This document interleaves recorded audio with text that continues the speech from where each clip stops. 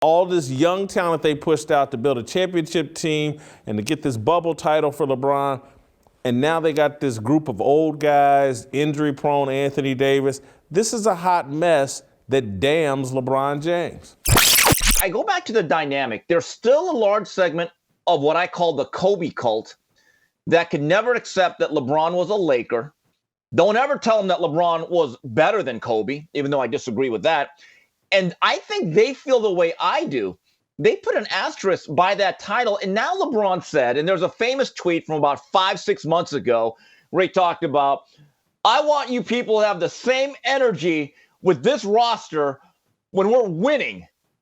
Okay, well, LeBron, you wanted that energy, and now it's Fukushima. You asked for this. And poor Frank Vogel. Look, I have no feelings on Frank Vogel. Congratulations to him. Obviously, he must know some basketball. It'll always say in his Wikipedia, he coached the NBA title team.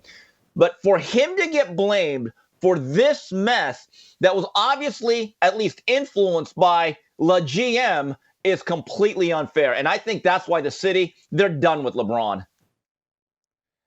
And I think, Steve, this disaster, Hollywood LeBron James, has been a disaster.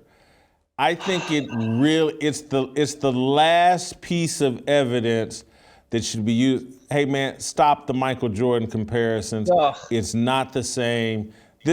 I said this 10 years ago, maybe 11. He's Wilt Chamberlain. He's not Michael Jordan. He's a super talented freak of nature that is a little bit goofy and different. And I think Wilt won one title in LA. Is that accurate? One title in LA. Again, when the Lakers acquire a Kareem Abdul-Jabbar, it's multiple titles. When they got Shaquille O'Neal, it's multiple titles. LeBron's the first megastar, and he's not a 7-footer, but he's just like Wilt and Kareem, the biggest attractions, and Shaq coming to LA, and he produces an asterisk bubble title and total dysfunction and chaos. This is damning of LeBron's legacy, because this is what goes along with LeBron, is dysfunction, chaos, and a terrible ending. You know, the Miami Heat, because of Pat Riley and how well run that organization was able to survive LeBron's exit, but he decimated Cleveland. And now when you start thinking about, because do the body count of all the great young players the Lakers pushed out, including Brandon Ingram on the Pelicans. Yes. All this young talent they pushed out to build a championship team and to get this bubble title for LeBron. And now they got this group of old guys, injury-prone Anthony Davis. This is a hot mess that damns LeBron James. Jason, in every locker room or clubhouse of an NBA or NFL team is you have a whirlpool. The Lakers needed a hot tub time machine. I look at this roster and I'm like, wow, what a team. 2015.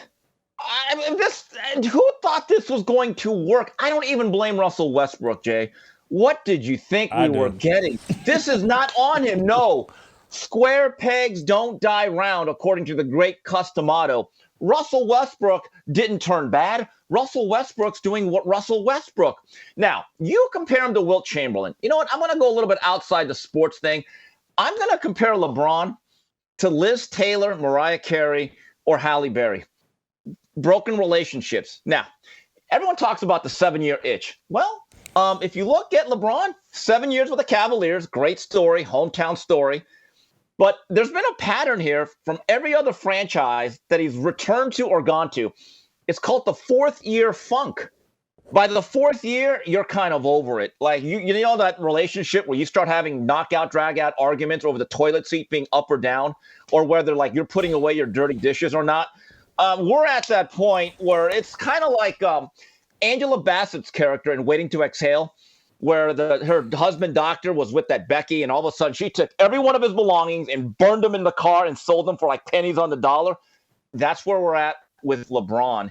And I just look at it. Look, every team that LeBron has gone to since his first run with the Cavaliers, there's a pattern. You win a title, the honeymoon is great, and by the fourth year, you want out. Now this guy has the nerve to say, oh, next team I go to, they have to take my son. Now he's become that baby mama that says to the next guy, well, you got to be a stepfather. Sorry, I wouldn't do it. Don't do it, fellas. Don't do it. Listen to Kevin Samuels, Kim. Don't do it, fellas. Don't. Steve, that's good, man.